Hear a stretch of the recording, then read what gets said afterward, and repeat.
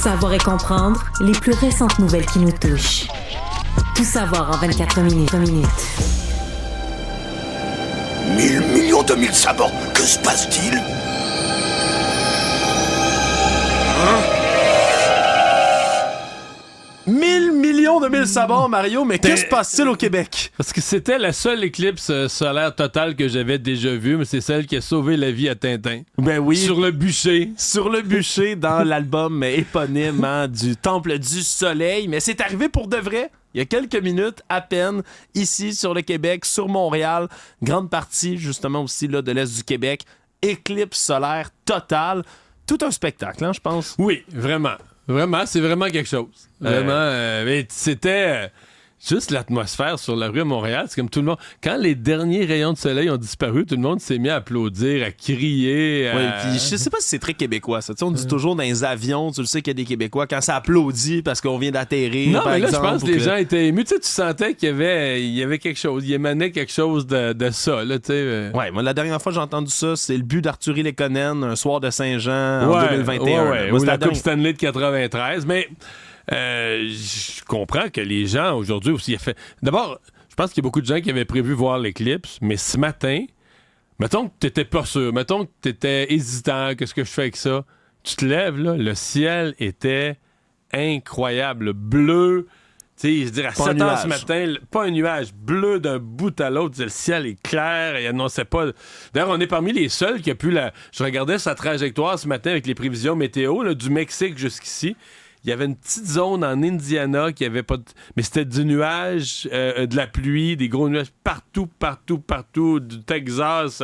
Ouais, il y avait des endroits où les conditions étaient vraiment moins bonnes, finalement, qu'à Montréal et ailleurs au Québec. En fait, tout le nord, le Vermont, le Maine et nous, là, on était vraiment la zone la plus privilégiée. Oui, puis peut-être qu'il y a beaucoup de ces personnes-là aussi, Mario, qui savaient pas où c'est, qui s'en allaient aujourd'hui pour voir l'éclipse, mais qui ont pu y assister un peu partout. Donc, les rues de Montréal, c'était des bons endroits pour voir ça, mais le parc Jean-Drapeau, on est allé rejoindre des collègues un peu plus tôt. Il a même fallu fermer les accès là, à un certain point par le pont Jacques-Cartier. Oui, parce qu'évidemment, ça va avoir créé là, toutes sortes de problèmes de congestion, entre autres sur les routes. Là, on dit que les ponts, c'était jamais depuis ce matin à Québec Montréal. aussi, direction la Beauce. Ouais, parce que Québec n'était pas dans la zone de couverture totale, là, d'éclipse totale, donc il fallait descendre en Beauce. Oui, il y avait beaucoup de gens qui s'y rendaient, donc on parlait quasiment d'une heure de plus pour se rendre là, jusqu'en Beauce à partir de Québec. C'était la même chose aussi pour se rendre en Estrie, hein, dans le coin de Bromont, là, sur l'application Waze. Déjà, là, à partir de midi, c'était presque une heure de plus sur les routes pour se rendre sur la 10, entre autres. Là. Donc, la congestion routière un peu partout, les ponts qui étaient bloqués, on l'a dit. C'était certain que ça allait arriver, puis c'était avant l'éclipse. Là. On s'entend que pendant, il y a peut-être des gens qui ont ralenti aussi. Là. On n'a pas encore tous les rapports routiers qui nous sont parvenus à cette heure-ci. On n'a pas rapport d'accident majeur. Là. Tu sais que c'est déjà arrivé ailleurs. On dit à cause de l'éclipse, mais pas vraiment à cause de l'éclipse, à cause des réactions humaines complètement, disons, irrationnelles en lien avec l'éclipse. Là, des gens qui regardent plus où ils vont ou qui s'arrêtent sur la route. Ouais. Et donc qui deviennent des dangers pour des accidents. Il n'y a pas de rapport d'accident provoqué par tout ça jusqu'ici. Par contre, il y a des gens qui se sont pointés jusqu'au Québec, des États-Unis, Mario, puis pas mal. Là, c'est ce qui était entendu, entre autres, dans le coin de Venise en Québec, là, qui se trouve juste sur les lignes américaines, dans le sud du Québec, et qui était bondé, là, des gens du Vermont, des gens de l'État de New York, beaucoup de personnes, des Américains, donc, qui traversaient la frontière parce que c'était un des endroits les plus propices pour venir voir l'éclipse. Et là, les Airbnb dans cette région-là, Mario, là, c'était à 300% d'occupation. Tous les prix étaient en haut de 1000 $ pour être capable d'aller réserver une nuit, là, une journée pour aller regarder l'éclipse ici au Québec. Non, vraiment, là, partout sur le passage, puis il y a toutes sortes de cartes interactives qui ont été démontrées dans les dernières semaines où on voyait les réservations, là, les logements, les États, partout tout le long là, de cette trajectoire d'éclipse qui était super occupée. Donc, c'était vraiment là, tout un événement aujourd'hui qui se déroulait. L'éclipse qui est terminé maintenant quand même, puis ce qu'on peut voir, c'est que tout s'est bien passé partout. On n'a pas aucun rapport même que des gens se seraient mal comportés ou auraient profité de l'éclipse, là, je sais pas, au parc Jean-Drapeau ou à l'Observatoire du Mont Mégantic. Écoute, peut-être qu'on entendra des histoires dans les prochaines heures, mais on n'a pas de... Pour l'instant, tout semble bien aller. Oui, et on nous annonce même à l'oreille à l'instant, au moment où on enregistre cet épisode, Mario, là, on est dans les dernières 10 secondes, même pas. Ça doit être fini au moment où on se parle. Disparaît. Où c'est fini complètement. Mais donc le soleil. Ça commence aux îles de la Madeleine, là. Voilà, donc il y a d'autres... Une heure plus tard. Ça poursuit quand même sa course autour de ça. Puis tu dis... D'ailleurs, les îles de la Madeleine, eux, c'est moins énervant pour nous autres. Ils vont en avoir une bientôt, là. Oui. Dans juste 55 ans. Ah, ben là, alors que pour le reste, c'est dans 80 quelques années. Eux, en 2079, il va en avoir une aux îles de la Madeleine. Oui, on fait confiance au progrès de la science pour se rendre jusque-là. Ouais, c'est pas fait. Mais tu vois, il y a des gens qui ont profité de l'éclipse, Mario, quand même, aussi pour d'autres motifs. J'ai eu vent que des témoins de Jéhovah étaient actifs pour distribuer des tracts un peu partout dans les rues de Montréal. Pendant l'éclipse, s'il y a bien un moment où on peut tomber sous la spiritualité, avoir soudainement un nouvel éveil, mais c'est peut-être pendant une éclipse. Il y a, semble-t-il, cette part, là, ce 1 ou 2 % de la population qui suit rien. Là. Mais quand on dit rien, là, rien. Pas de journaux, pas de radio, pas de télé, pas de nouvelles. Mais je sais pas, est-ce qu'il y a mettons, des gens... Ils parlent peut-être à des gens de leur entourage. Est-ce que ça se peut? Est-ce qu'il y a des gens aujourd'hui qui n'avaient pas entendu parler de l'éclipse? Je me suis vraiment posé la question tantôt, puis qu'à un moment donné, qu'est-ce qui se passe là? Tout le monde est énervé. Puis là, le soleil, il fait noir, puis qu'est-ce qui arrive? Ils ont dû faire le saut sur un moyen temps. Ouais. On va le mais dire faut être décroché. Donc, si t'as rien entendu parler de l'éclipse rendu à cet après-midi, t'es pas bien informé, mettons. T'es pas mal décroché. Je pense que le terme est fait. Ouais. Tout savoir en 24 minutes. Aujourd'hui, c'était une éclipse solaire, ce qui causait une éclipse médiatique. Puis dans ce temps-là, c'est le temps de faire des annonces qui passent un peu plus sous le radar quand on est en politique.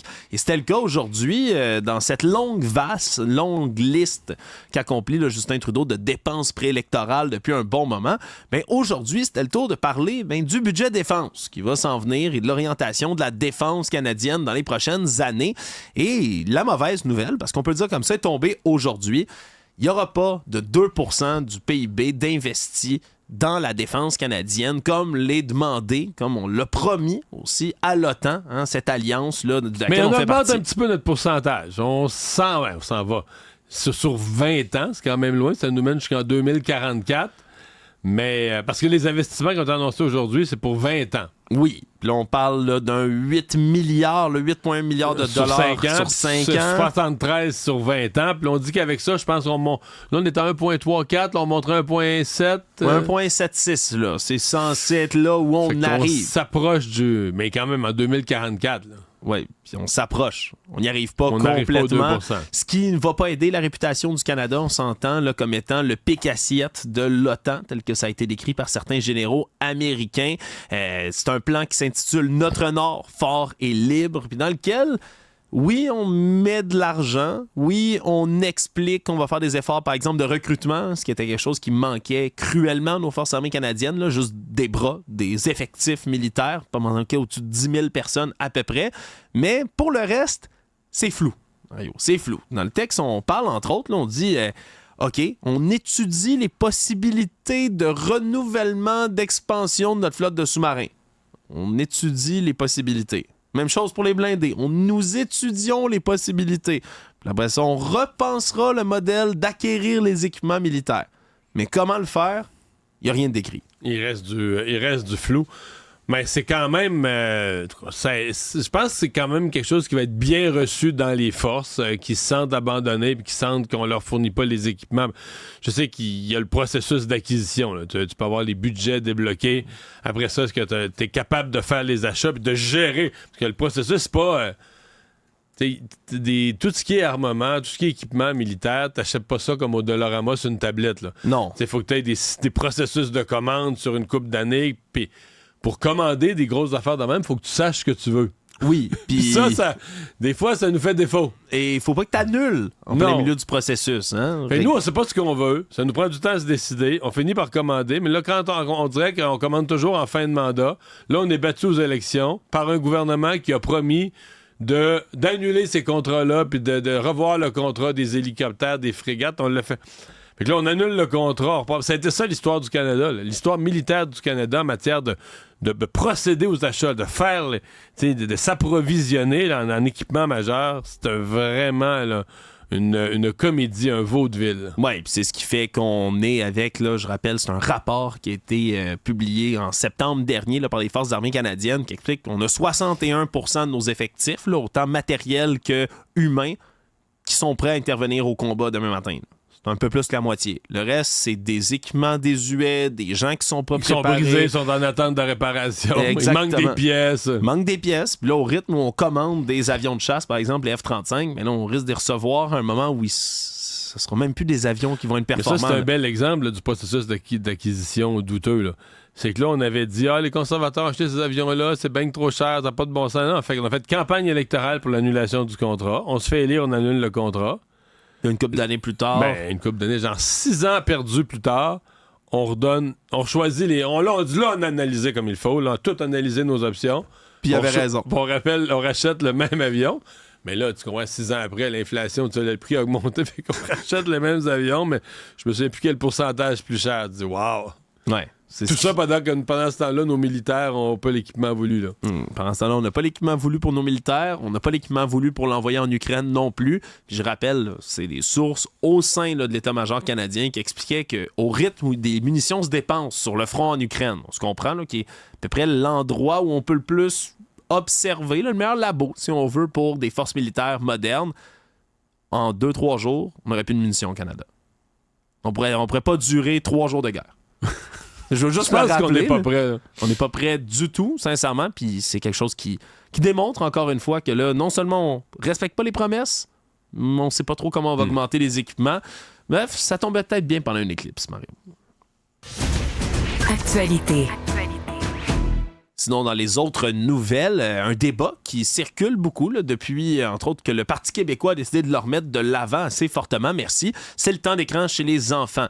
Et aujourd'hui, le ministre responsable de la santé mentale, Lionel Carman, et des services sociaux, il est allé une déclaration, lui qui se trouvait au Symposium international Métavers et Santé, et a expliqué que le gouvernement allait entamer tout prochainement une réflexion sur la stratégie québécoise de l'utilisation des écrans chez les jeunes. Faut comprendre, c'est la deuxième stratégie, parce qu'on avait déjà agi de ce côté-là, commencé à avoir une réflexion. Mais c'est pas un dossier qui est simple. Il y a des grands dossiers comme ceux-là, comme l'intelligence artificielle, comment on va gérer tout ça, l'itinérance, comment on réussit à gérer tout ça, le temps d'écran chez les jeunes. Mon Dieu, quelles sont les solutions pour être capable de le diminuer? Parce qu'on a des résultats probants avec des études. Mais parce qu'on pousse le gouvernement à légiférer, mais légiférer... Comment? Ben c'est ça, légiférer, tu votes une loi, mais la loi, ça va pas interdire aux jeunes d'utiliser une tablette. Là, donc tu pourrais... Tu vas-tu mettre dans une loi qu'il faut pas l'utiliser à l'école? Mais là, il va y avoir des exceptions. Tu serais pas mieux de mettre en place des politiques ou des directives au centre des services scolaires, mais c'est pas clair pour moi qu'est-ce que tu mettrais dans une loi, là, tu sais, pour... ou bien que tu fais une loi d'application générale, là, comme ils ont déjà fait dans le passé, loi pour éliminer la pauvreté, mais dans le fond, c'est une loi qui est pas une loi, là, si tu votes des séries de vœux pieux. Mais j'ai pas de...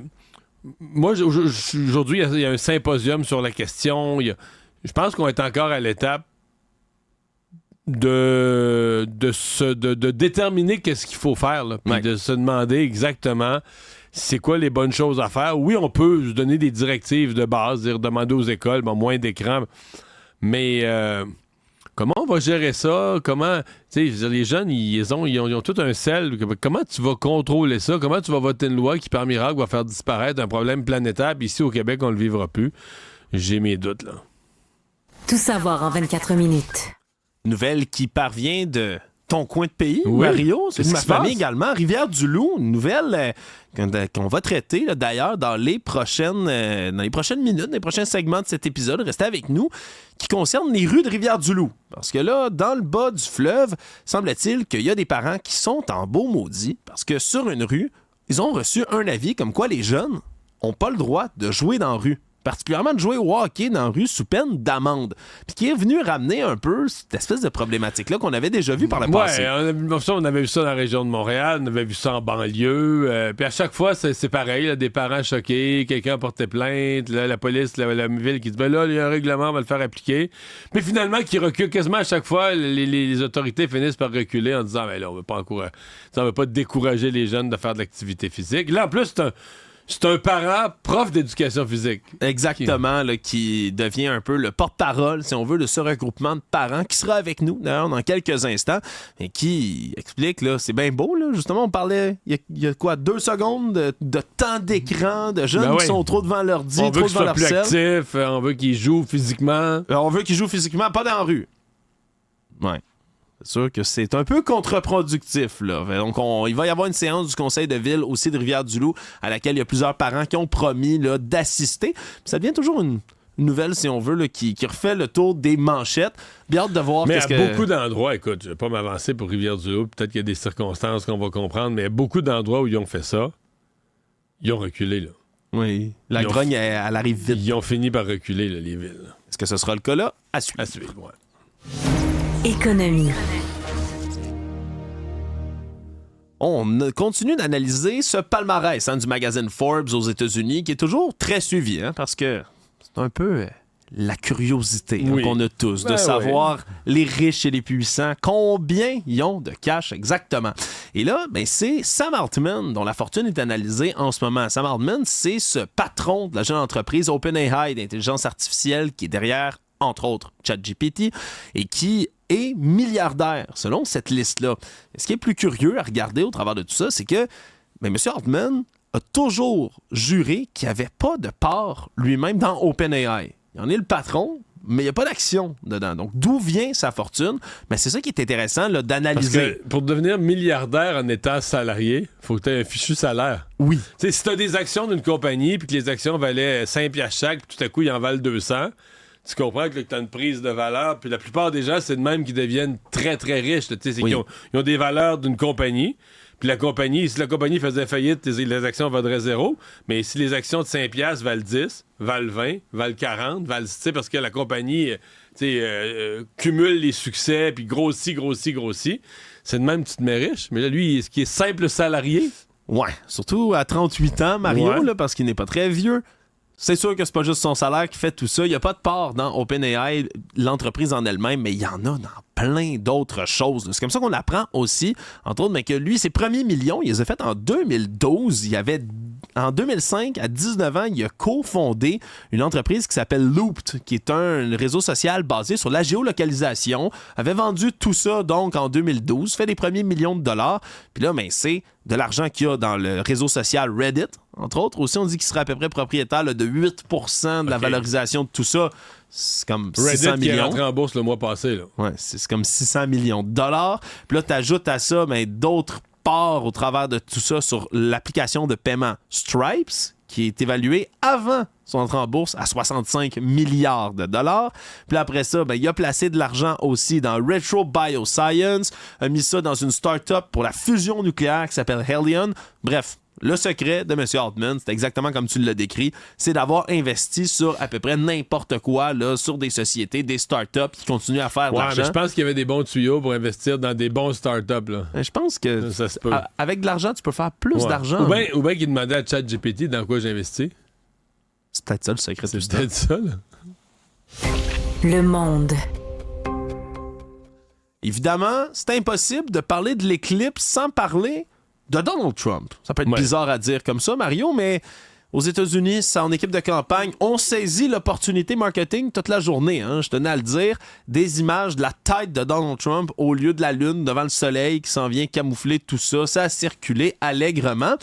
Mais il ne faut pas que ça détourne l'attention quand même d'une déclaration assez importante, merci, de campagne. Ouais, mais c'est que c'est plus qu'une déclaration, c'est une prise de position attendue dans un dossier, celui de l'avortement, où on savait qu'il ne pourrait pas faire plaisir à tout le monde. Là. Non, effectivement, parce que l'avortement, c'est un sujet excessivement chaud. Ça fait déjà des années que M. Trump se vante publiquement d'avoir été celui qui a fait en sorte qu'on a renversé la décision Roe versus Wade aux États-Unis, donc qui a permis d'invalider le droit à l'avortement dans l'ensemble des États aux États-Unis. Mais c'est une décision, au final, quand on se rend sur le terrain de la campagne électorale, qui n'est pas si populaire que ça auprès des électeurs, même républicains. Il y a beaucoup de gens dans l'opinion publique, mais qui étaient pour l'avortement au travers de tout ça. Puis c'est là que les républicains commencent à perdre des plumes avant la campagne électorale qui devrait s'amorcer contre Joe Biden. Puis dans son aile la plus religieuse, conservatrice sur le plan social, moral, on lui demandait, parce que eux, ils sont outrés là, que chaque État décide parce qu'eux considèrent qu'il y a certains États américains qui vivent avec un péché autorisé. Donc, voulaient une espèce de directive nationale que si Trump est élu, à partir de la Maison-Blanche, ils prennent une position et ils développent une politique d'interdiction de l'avortement dans tout le pays. Oui. Puis après avoir soufflé le chaud et le froid, d'avoir dit à sa manière, un peu n'importe quoi, mais M. Trump aujourd'hui a annoncé dans une vidéo qu'il laisserait, s'il redevient président, laisserait aux États le droit de légiférer donc, État le par statu État. quo, essentiellement. Oui, exactement. De garder un peu le statu quo, par contre, on a profité pour glisser un mensonge éhonté au travers de tout ça, parce que c'est remis à dire que les démocrates sont en faveur de l'avortement jusqu'à la naissance, puis au 8e mois, de continuer à avorter des enfants. Ça, et même... Il y a une madame, là, parce qu'on a quand même des supporters de Trump au Québec, il y a une madame qui me disait que ce que les démocrates veulent, c'est tuer les enfants là, naissant dans les pouponnières. Là. C'est exactement ce qu'il a dit aujourd'hui. Il a dit, pour les démocrates, ce qu'ils veulent, c'est qu'on puisse exécuter des enfants après leur naissance. Là. C'est comme le peloton d'exécution d'enfants après la naissance. On se comprend-tu que c'est pas ça l'enjeu de l'avortement en ce moment? Mais il l'a quand même mentionné, donc une belle prise d'opposition pour sa campagne. Qui se complétait par un mensonge. Sauf que dans l'aile religieuse de son parti, ils sont déçus. Là. Oui. Eux voulaient pas qu'on laisse ça à chaque État. Ils voulaient vraiment que Trump prenne un engagement d'une intervention mur à mur sur l'avortement, ce qu'il refuse de faire. Donc, dans le fond, ça va être un peu le statu quo. Là. Chaque État, ce qui est déjà le cas, chaque État gère ça à sa façon. Tout savoir en 24 minutes.